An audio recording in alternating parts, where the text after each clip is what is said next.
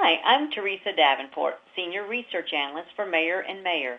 Today I have with me Phil Jarvis, Vice President of Global Partnerships with National LifeWork Center.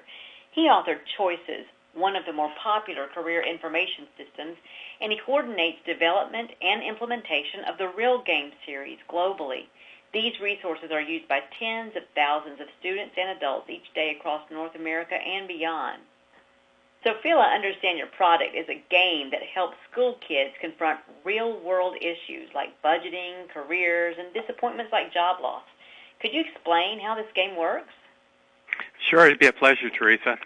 The goal of all programs in the Real Game series, and there are programs from the elementary level right up to adult, is to help students or participants imagine the future that they want to create for themselves. So if you can clearly see what you'd love to be living out in the future, you can become more intentional and purposeful in the present.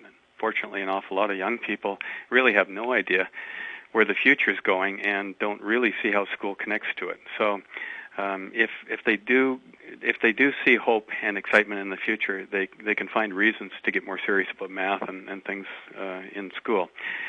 They're guided by a teacher on kind of a safe journey into the future. They go off 10 to 15 years into the future and imagine the life that they're going to be living. They took on the role of an adult character, and they experience real world scenarios that adults encounter in balancing life and work. They create a virtual community.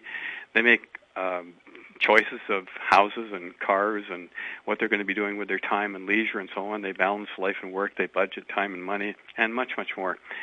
The programs are really quite popular, and they're used in virtually every state and territory in the United States and in a number of other countries as well.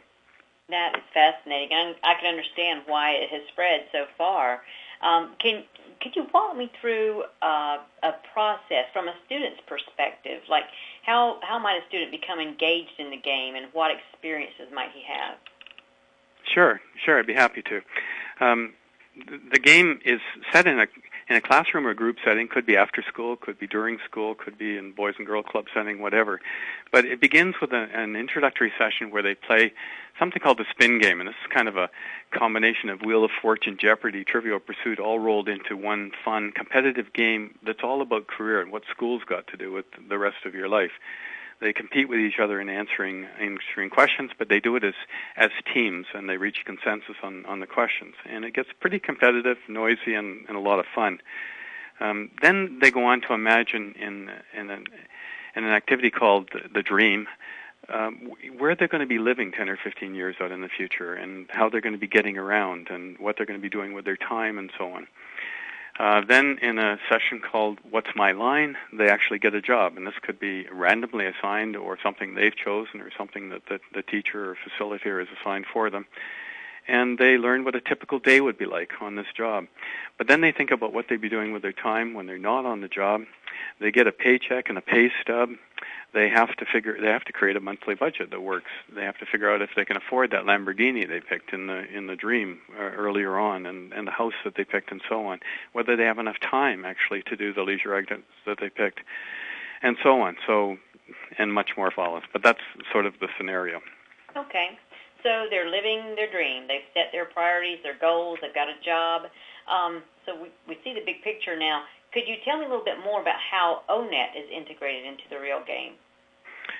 Yes, I can, Teresa. It's work, of course, is central to the lives that these people are living. The students are living out in the future, and they discover that other than sleeping, in fact, more hours go into work than anything else that they'll do in an average week. So they quickly reach the conclusion that if they hate their job, it's not going to be a good week. And they even see visuals of their week in a glance and all their leisure activities and their work and their sleep and so on. And they realize for themselves that they're really going to have to get more serious about career planning. So they take on these roles.